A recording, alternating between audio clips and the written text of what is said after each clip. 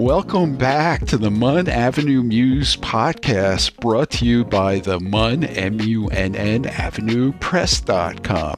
I'm very excited today to bring an outstanding individual who wrote a terrific book called Left of Leadership. And he comes at it in a different way that I think you'll find fascinating, and his journey to get to this point.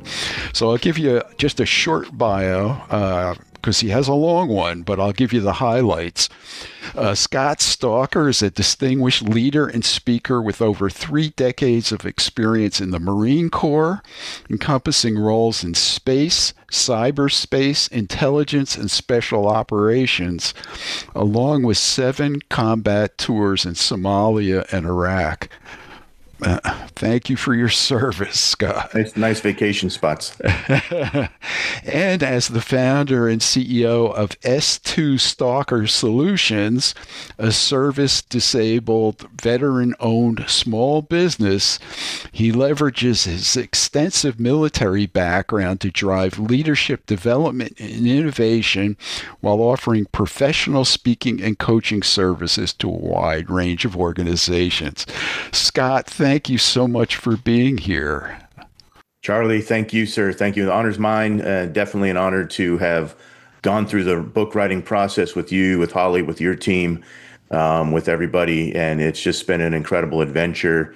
Very challenging, but challenges is how we grow. So it was great. And I'm looking forward to our conversation today. Yeah, well, your book has only been out a few weeks. It has hit #1 bestseller in multiple categories on Amazon.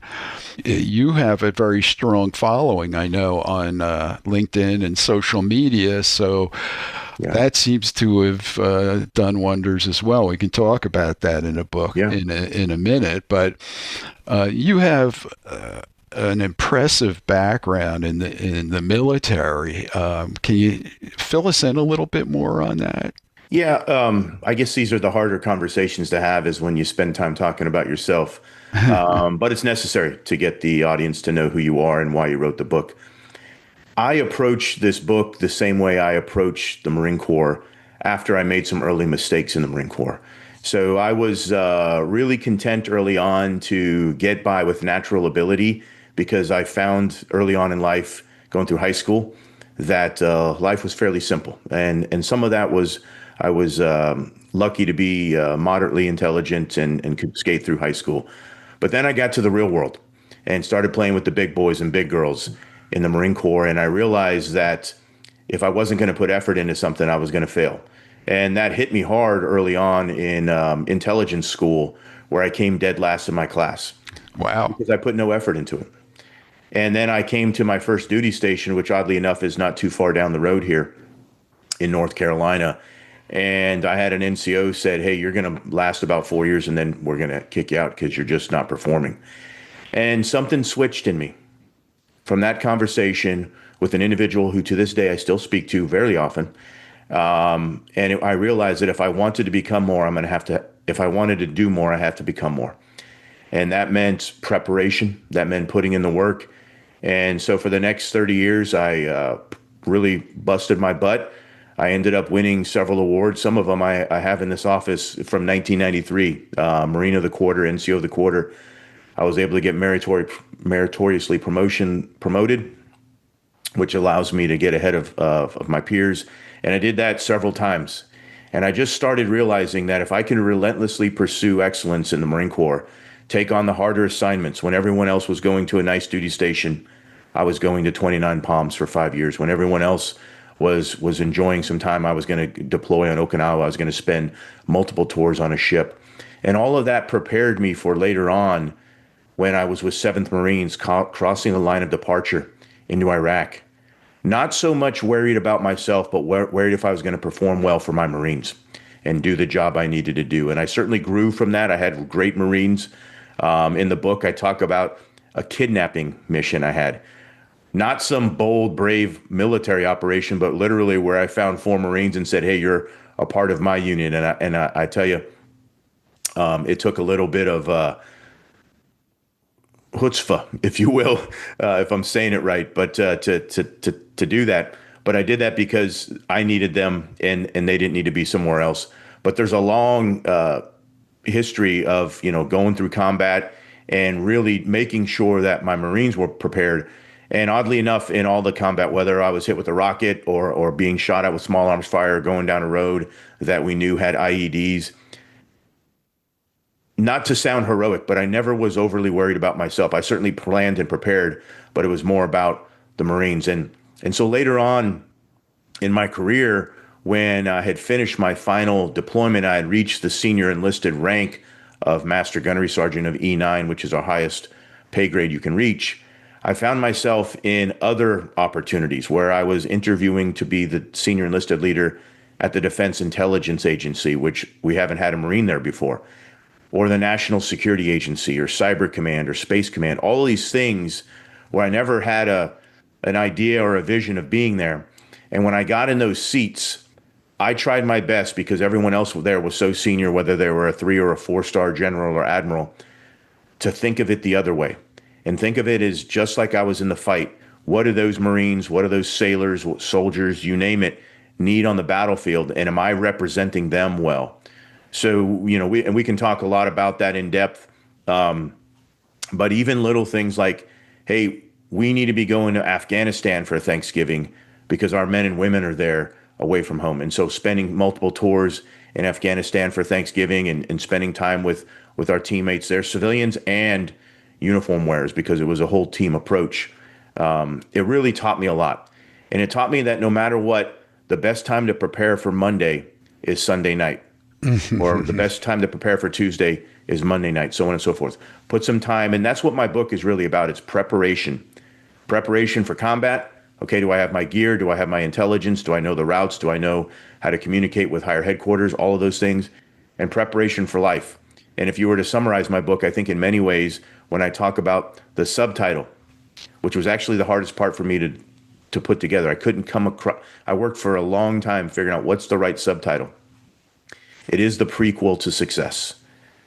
Left of leadership is similar to left of launch, left of boom, those terms we use in the military and in space, which is all the things you need to do before you execute the operation, and thinking through, what do I need? How am I going to be best prepared? And that's what this book really is, through several stories of successes and failures, of lessons learned, and even some emotional. I hit it hard right in the beginning of some challenges I had with my family. But for me, I needed to be honest. I needed to be frank, because I want the reader to know that they also, if they choose to, can be a leader regardless of where their past had them. What inspired you to actually say, "Oh, I'm going to write a book about this"? What made you decide to do that and to follow through and make it happen? I think there's a lot of narrative out there about people are most important, and things similar to that. And that's a lot of words, and a lot of and a lot of writing in that. But I don't see the actions. You look at a lot of the leadership books that are out there today, they really start from a perspective I call that first person shooter video game, where you're right in the fight already. All right. And you've got to do this and this and this and this. You've got to get way before that. Leadership starts early on in your life, in your career. And it can start later on in your life if you choose to, if you haven't had the opportunity to lead. But it starts, you can't just get thrown into a position because you were hired and suddenly you're a leader. What sells, what people go to, what people gravitate to is trust. You know it, Charlie. If someone reaches out to you today and say, "Hey, I have this new thing," if you don't know them, if you don't trust them, you're going to delete that email and you're not going to take the phone call. But if someone you trust, who has been there for you before, he says, "Hey, Charlie, I got something. Can you give me 5 minutes?" You're going to listen. So it's understanding that trust sells first. And I wanted to approach this book differently from the others that really start way to the right of this, where you're already in management and leadership positions, and approach it about the human, not the thing, not the new gizmo, not the next phone or whatever. Focus centered on the human, and looking at me, someone who's made a plethora of mistakes, from an upbringing that was challenging, a bit of arrogance, and not getting it right all the time. But there's lessons to be learned in all of that. And I think that's when we've got to be humble and approach it differently. So I talk about how, as an older Marine, I had to work with younger individuals so that they can teach me things. And that goes counter to that Napoleonic rank structure that we have in the armed forces today. But it's necessary because that's how you're going to learn the most. And oftentimes when you do that, people open up to you. Leadership in the armed forces can be fairly straightforward. If you have more rank than I do, I'm going to do what you say. And it's pretty clear. And there's a necessity towards that, right? We Sure. execute with what our civilian and our elected leadership gives us. That's our system, and it's the right system. But once you get out, people aren't going to follow you just because you bark orders. They're going to follow you because they're inspired, because you're motivated, because you genuinely love them. And I even talk about that in the book, The Power of Love, which is, if you have children, you're holding them accountable, but you love them, I went to my daughter's soccer game. Two of my daughters played soccer yesterday, young girls. It was a mess, but we loved it, right? We had a good time. We had a fun out there. We talk about how you can get better. We congratulate them for the things they did well, and we continue on with life. That's the same thing with leadership. Is do you genuinely have a passionate love for your people? And if you do, it'll show, and people will gravitate towards you. And you don't have to run around saying, "I'm in charge. I'm the boss." They know that. Yeah, yeah. So many of our listeners are authors, and it's hard to write a book, and it's a commitment. So, what made you decide to make that commitment to write the book in the first place? Why write a book? I think I'm partially crazy. So you have to have something missing. No, in all seriousness, I just thought if it is a new challenge. I believe I have had a story to tell. I know I have more stories to tell. And so the hardest part of writing a book actually for me was synchronizing how I wanted it to flow and then fitting the stories into that so that it made sense. And you know this, Charlie, as you're part of the process. A lot of editing, from the cover art to okay, hey, that word doesn't flow there, right? And even after you go through it, you're wait a minute, that doesn't make sense to me suddenly. What was I talking about here? And making some changes there. I think that we all have at least one story in us. And what I would commend people to consider is don't try to be the next David Goggins, the next Jocko Willnick, the next, Charlie Levin. Don't try to be the next Scott Stalker. Be the original you and tell your story, and it'll resonate with some people. My book is not going to sell, 500 million copies, and it's going to be all over the place, and it's going to connect with every one person. But there's a genre there for it, and there's people that are going to read it. And I didn't write this necessarily for accolades. I didn't write this book to be a bestseller or anything. I wrote it because I believed in the message. And when you believe in the message and you believe in what you have to say, there's going to be a tribe of individuals there that are interested. Charlie, I'll tell you something. This is something that blew me away. Just happened last week. I went down to Destin, Florida to do a speaking engagement, an incredible opportunity to talk about leadership for a credit union. Like, so someone who's not associated with me at all. They reached out, they asked me to do it. I did it. I brought a suitcase full of books down there with me. And I had mentioned it to him, hey, I brought some if someone are interested, but I'm not going to lay them out here and be a pressure salesman. That's not me. And then the event coordinator came up to me and said, hey, would you join us for lunch and bring some of your books? Folks are asking me for them. And so I did. And then they kept asking and asking. I brought the whole suitcase down. In about 30 minutes, I was wiped out. It was such an honor, certainly, and I personalized them for every single person. It Isn't was that such an great? honor to do that, and folks wanted to take pictures with it and the whole bit. But I think if you set out trying to write a book to be successful, you're likely going to fail. If you write out instead because you have a story to tell or multiple stories to tell and you believe in it, go pursue that. And my goodness, I'll tell you, Charlie, you're not paying me anything to say this. Working with you and Lily and the team, so incredible. I mean, I didn't even know where you guys were on the planet half the time, and I would hear back from you, "Hey Scott, we're thinking about this." There was sometimes, matter of fact, you had to wait on me because I was running around, and you guys were ahead of things. So an incredible team to work with you, to work with Holly, and everyone. And I would commend you if you're listening right now and you're not sure where to start. Talk to these folks and say, "Hey, I have an idea. What do you think? How do I get this out?" Because the only way you get there is by taking the first step. So No, I I don't appreciate know. that, Scott. Yeah, absolutely. I mean, it was a pleasure working with you on this book because you are very responsive and you don't let things fall through the cracks. But I have to say, you know, I've read many books on leadership. Yours is different. The message comes through as very genuine and heartfelt. And there's something, I've had this discussion with Lily and some other people. The military approach is rigorous, it's effective. You're dealing with life and death situations. You can't mess around. You know, you gotta kind of get. You have to have your act together. Yeah. And I think that comes through in a very strong way, especially for people that haven't had that military experience. You got to read up on it. And Left of Leadership, if I haven't mentioned it before, is available on Amazon.com, BarnesandNoble.com. Your local bookstore can order it, and I highly recommend this book. Scott, is there a paragraph or two that you'd be willing to share with us and read for us that exemplifies what we're talking about? Yeah, absolutely. There's several, and I think as I've thought through this, there's a lot of conversations, there's a lot going on in the world today that stresses people out.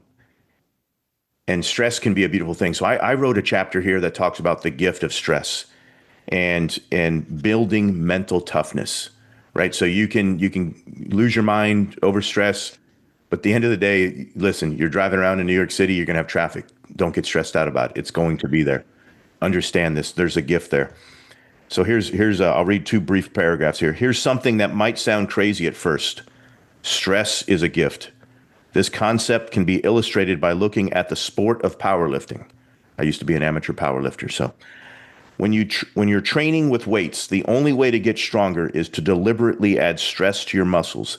Add 5 pounds here and there and an extra rep there. Without the stress, there's no growth, no adaptation, no improvement. The same principle applies to leadership. This kind of pressure, repeated, increasing, and sometimes uncomfortable, is exactly what forged my leadership over 3 decades in uniform. It's what I did this morning. It's what my wife did this morning. We go to the gym, we lift, we increase stress.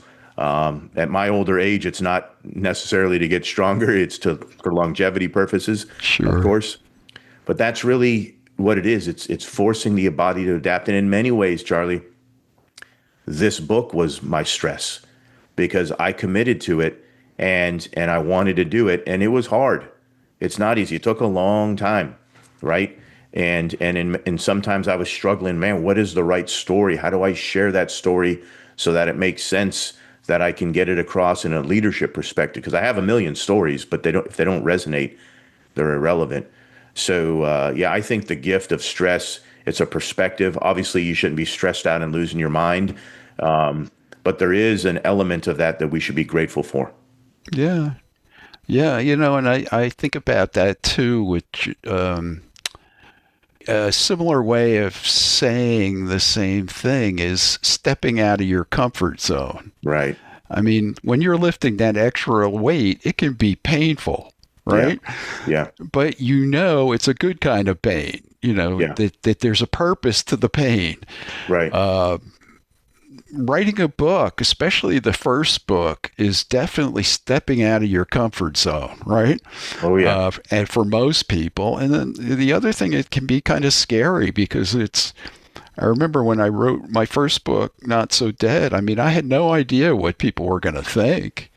Are they going to like it? Are they going to hate it? I'm putting myself out there in public, and maybe they'll throw tomatoes at me. I mean, it was it was fortunate that they didn't. And I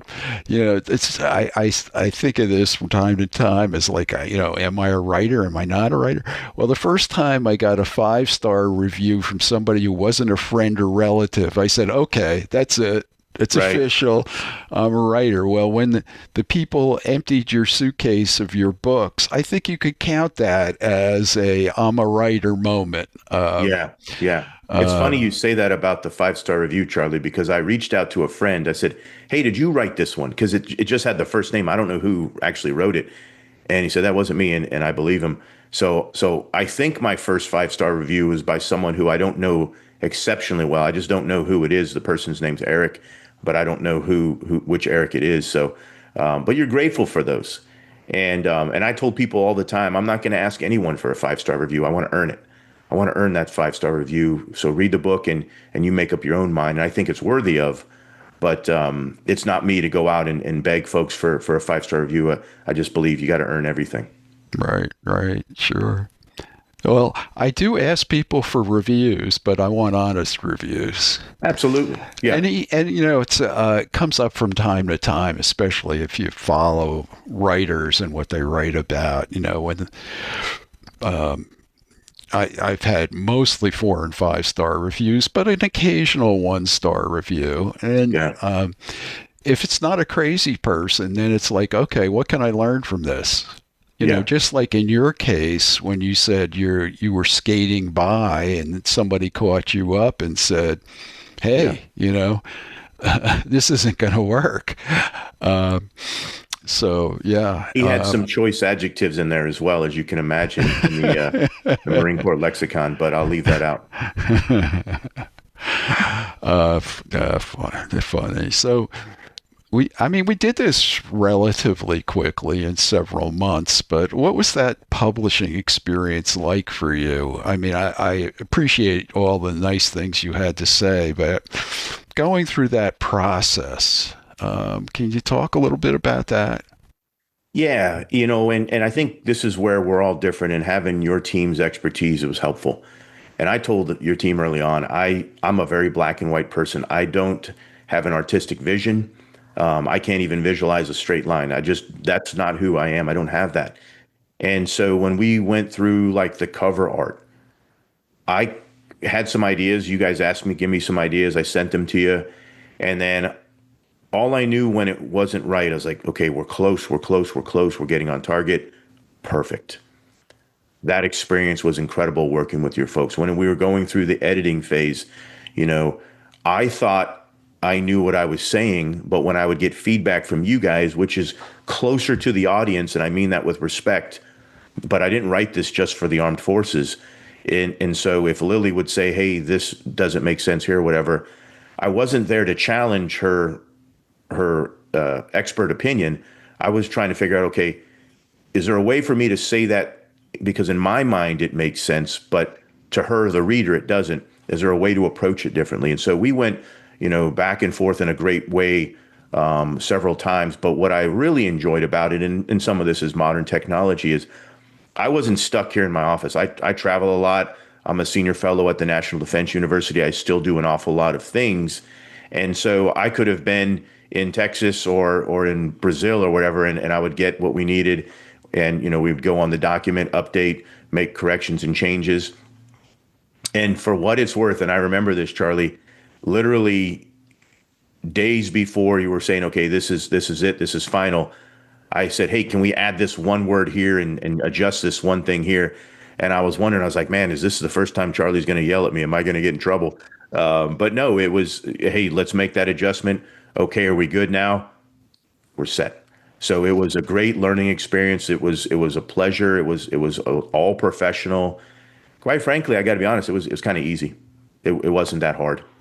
Oh, good. I'm really glad to hear that.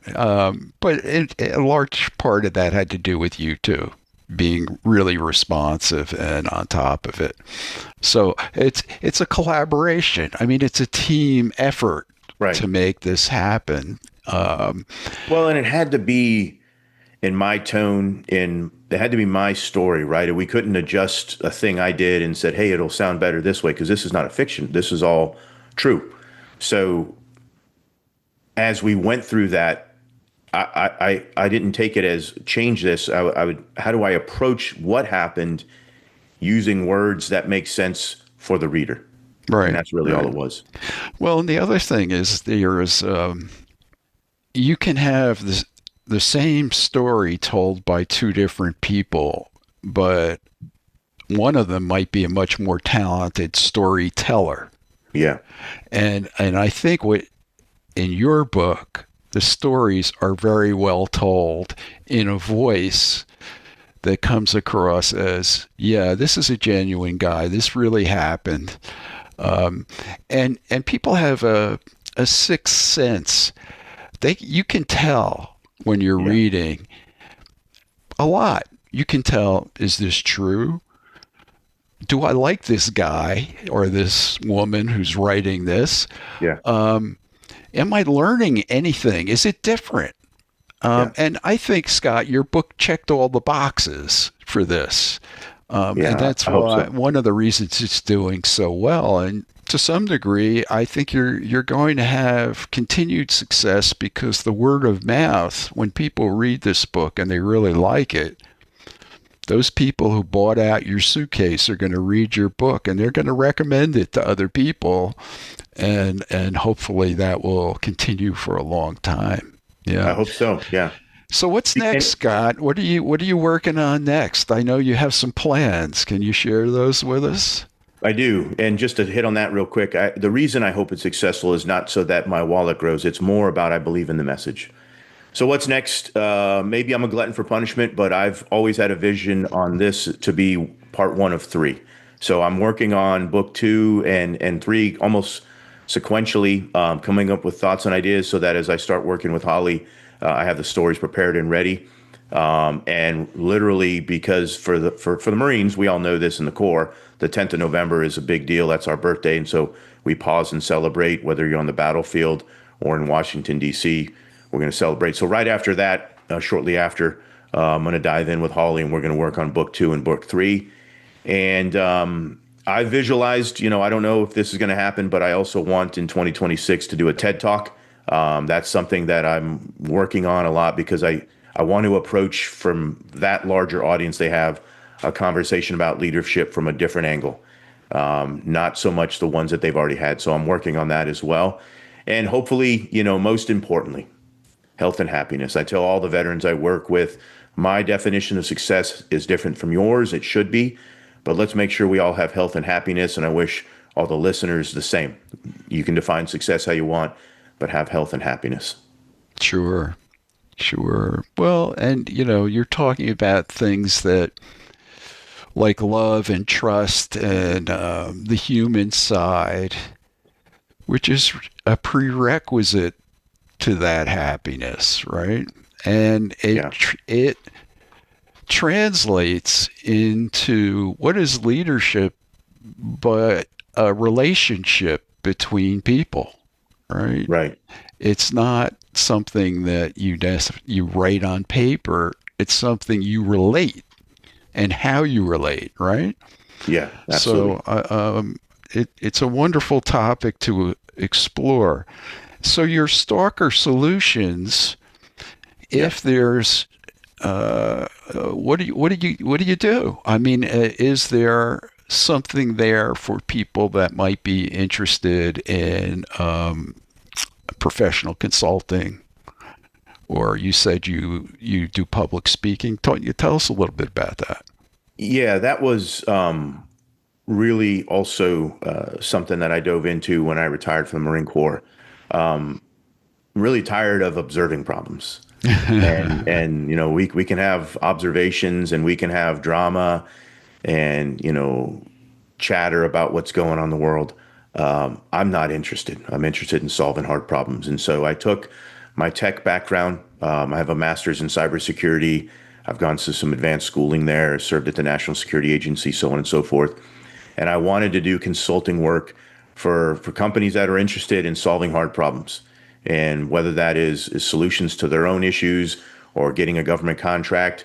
And so my company, which is you're looking at the employee right now, is some we've worked in the areas of augmented reality, and I've worked with companies there to help them pursue contracts there and win there, and how to get their products in front of the government. I've worked in the artificial intelligence space.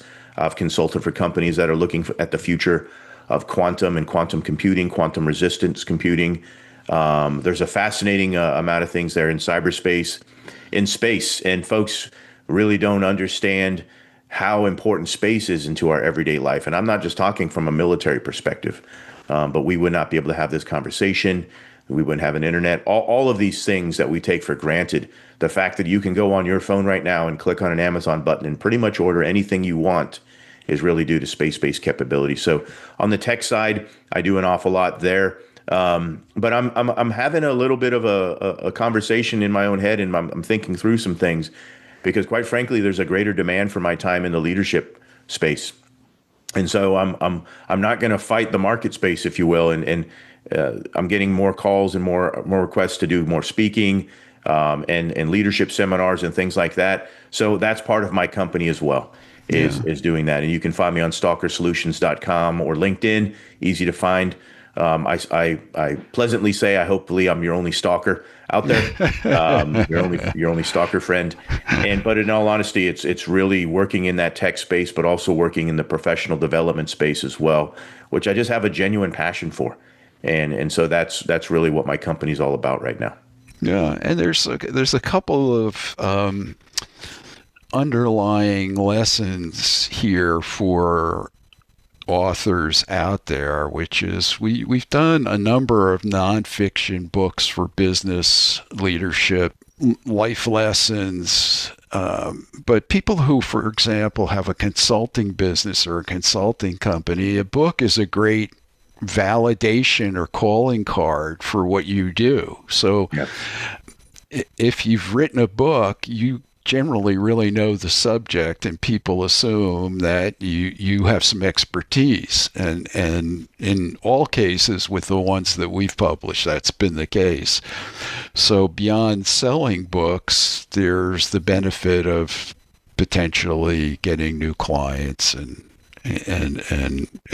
getting more business that way. And then the other thing you said a few minutes ago, the first question I ask authors when I meet them for the first time, and I did with you, is, okay, what's your goal for this book?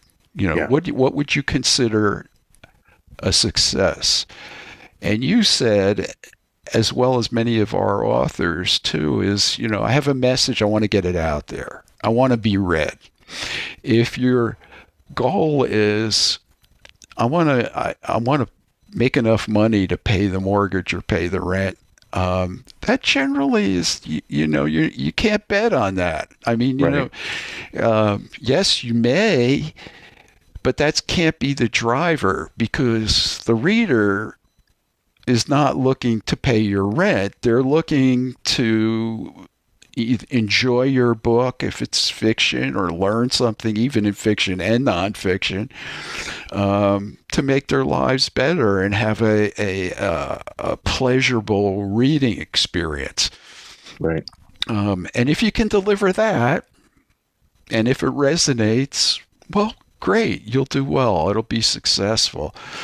We've also done a number of memoirs and biographies, and we have people, it's a legacy item. They want their kids and grandkids to know what their grandfather was like. And I wish I could read something by my grandfather.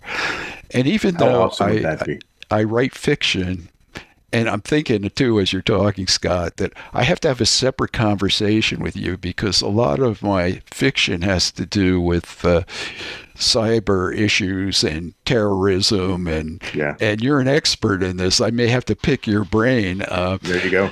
But even though I'm writing these crazy techno thrillers, I have in the back of my mind that someday my grandchildren or great grandchildren will read it and say, "Oh, that's what my demented grandfather was like." So, and I always say that in a kidding way, but No, I get it. Yeah. yeah. So there's a lot of satisfaction in writing a book that goes on multiple levels. Yeah. And I applaud your accomplishment, and I'm very excited to see the manuscript for book 2. And the other thing from a author standpoint is I can tell you, this is very true, is that when you write a series, it really helps from get the message out and sales standpoint, because if somebody reads book 1 and likes it, they're likely going to read book 2 and book 3. Yeah. And when book 2 and book 3 come out, if they like it, they're going to go back and get book 1. As well as when we publish on Amazon, if you have a series, we create a series page. So you get more real estate on Amazon. Nice. And they promote your book more. And on the ebook, it's even like I have in my thriller series 4 books. And on the ebook, there's a button where you can buy all 4 books at once. And people do that. I mean, There you go. more than you would think. So for those writers who've already written 1 book, I encourage you to write the second one. Yeah. And I had this interesting experience too when I was writing my first book, because I hadn't really thought about the series thing. I was struggling to get book 1 done, but I was close to finishing the manuscript. And I had several interested agents in that first book, and I was talking to the first agent, and he said, "Is this a series?" Now I had never thought about that, but I'm fast on my feet, and I said, "It will be." and he lit up, and then it got me thinking. Well, Yeah. a series is a good thing. But then I also had the experience that when I finished my first book that was fiction, I liked the characters so much. They were so real to me that I felt I owed it to my characters to continue their story. You know, I like that that. I like that mentality there. Yeah. and I think in a way what you did is you wrote your book and then you probably thought of more stories and thought, well, I've got more stories to tell. I'm not Yeah. done, right? Yeah. So I think we all have a lot of stories in us, and I would encourage people like you did to step out of your comfort zone, or as you say, view stress as an ally, Yeah. and go for it. Yeah. I don't know if I'm different in this perspective. You had mentioned, Charlie, about, you know, worrying about what others think or whatever. And someone sent me a note early on and said, wow, it was very courageous of you to do. And perhaps I see courage differently, but I actually never worried about that at all. And I'm certain over a certain point I'll get a 1-star review. I don't know if you can get a 0-star review. I'm sure there will be a thing in there. Now I hope I learn from that as well. But the opinions of strangers have never inspired me or driven me, or I've just never cared about that as well. I have some very close friends, predominantly those that I've served with. Just happens to naturally be my tribe, my wife, others that I respect in business. And if they were to give me a certain look or advice, then I would. And I tell folks that all the time because I think we live in this world of social media, which is not social and it's not media. And we're disconnected where it's supposed to be something that brings us together. And you can really beat yourself up seeing the comments and the opinions of others living in the cyberspace world. I know that a fair amount of that isn't even real. Those are bots and generated conversations. But imagine rewinding 100 years before any of this existed, and some stranger would just randomly come up to you and say, your shirt's ugly, or Charlie, you should shave, or whatever. I just did that because you grabbed your beard. Would you care what that stranger said? Of course not. But we have taken that and we've digitally implanted it into a fake world where we now say, oh my goodness, this person said I have a double chin, or Scott, you're losing your hair, which yes, I am. But I wouldn't, I don't know why we would care about that. So when I think of bravery or courage to write a book, to anyone who's thinking about it, don't allow anyone to live rent free in your mind that you don't love and care about. You've got a story, put it out.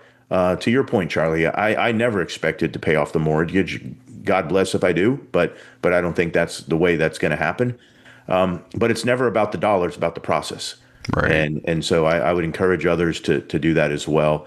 And granted, I'm a stranger giving strangers advice, but I think we'd be in a much better place if we listened and spent more time with those we respect and admire, and tuned out those anonymous individuals, as we call them, the keyboard warriors. Well, and even without the social media aspect of it, I I'm a goal setter. I'm sure you're a goal setter Oh yeah, too. And what you want to do is consult people that will support and encourage your goal. yeah, And it's the naysayers you want to tune out. Oh, you can't do that. Oh, that's a bad idea. No, you don't. You don't want to those people involved in the process. yeah, And now that doesn't mean you shouldn't take criticism or feedback, but if the people involved have the same vision and care about you and care about your success, and they say, hey, maybe you should look at doing it this way versus that way, well, that's different. That's yeah, constructive criticism as opposed to obstructive criticism. yeah. Right. Right. Yeah, very interesting. Well, Scott, I think I could talk to you for the next 2 hours, but we'll have to have a part two when book two comes out. We'll have to We will do that. revisit this. It's such a pleasure working with you, and I applaud your success and your persistence and your lessons that I hope people will take a chance to look at. Left of Leadership is available, as I mentioned, on Amazon.com, BarnesandNoble.com. Your local bookstore orders books through Ingram, where we also publish, so Yeah. they can order Left of Leadership. One little trick an author of ours used is they sent this fellow had a lot of relatives, so he sent his relatives to the various libraries where they lived and said, "Do you have this book?" And most of the time they said no. But libraries like to satisfy their constituents, Mm. and they ordered the books. So there's a little tip for you if you want to get into libraries, and they will go to Ingram where we publish the books and get and can buy a book for their library. Always different tips out there. Yeah. That's a good And one. Scott, you'll be working on an audiobook soon too. We're nailing down a studio for you to record, so people can be on the lookout for the audiobook, which will be on Audible and Spotify and available everywhere. Yeah, I'm very much looking forward to that. That's going to be fun. That's going to be something new for me. Yeah. Learn how to do that. I got to enunciate. Do all Well, those you things. have a I'm looking head forward to it. start because you've done public speaking, so that really Fair. that helps as well. And you have a great voice. You have a Thank commanding you. voice. It's like if you told me to do something, I would listen, Scott. That must be from your leadership role for sure. So thank you for joining us today. And if you have an idea for a book or you have a manuscript and you'd like to get some feedback and talk about it and maybe help make that dream become a real book, we take a manuscript and a few months later you'll be holding a book in your hand. So contact me at the MUNN, MUNN, AvenuePress.com. There's his book. And we'll have a conversation about it. My one criteria I will share with you for publishing books is that we only publish books we feel we can be proud of. And in the case of Left in Leadership, we're very proud of that book. Thank you. Well, Thanks, thank Charlie. you so much for joining me today and participating in this conversation. I find you inspiring, and I hope the listeners out there do as well. Thanks, Charlie. It's a genuine pleasure. I loved working with you. Your whole team is just incredible, kind, professional, brilliant. And I am looking forward to doing this again with you, going through the process. I'm looking forward to the audio process here shortly in book 2 and 3, and we'll see what goes beyond that. Thank you.